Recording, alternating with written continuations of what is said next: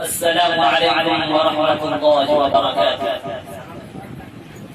الحمد لله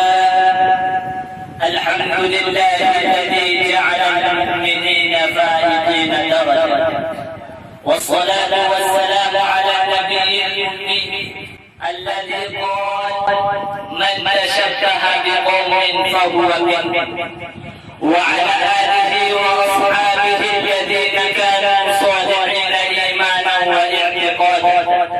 أما بعد، فالنبي المحترم صلى الله عليه وسلم يقول بسورة واضحة ملموسة: من تشبه بقوم فهو منهم.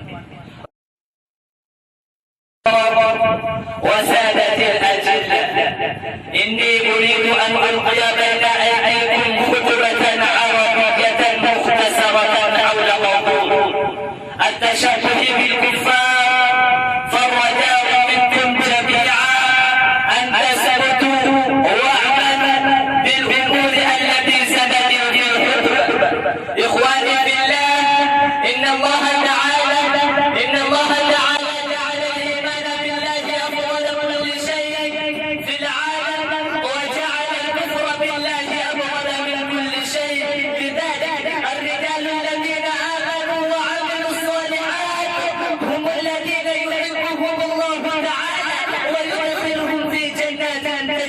تحتها الأنهار، والذين كفروا بالله واتخذوا كثيرا من الذنوب والمعاصي هم الذين سيعاقبهم الله جل وعلا في الدنيا والآخرة، وهم شر البرية وهم أشرار خلق الله تعالى.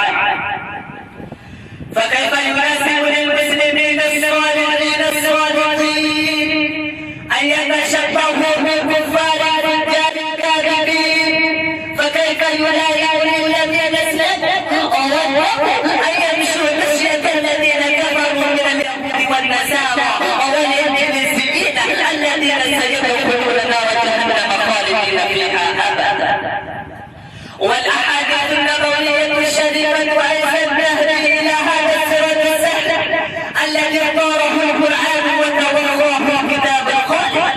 فقد جاء قصة في الحديث النبوي: كان النبي صلى الله عليه وسلم جالسا في مجلس، فمر أحد بالنبي صلى الله عليه وسلم فتساءل النبي الآخر: ما رأيك في هذا؟ فقال: يا رسول الله، هذا رجل من فقراء المسلمين، هذا حرير وكتب أن لا يدعك، وإن شفع أن يشفع، وإن قال أن لا يسمع له قوله.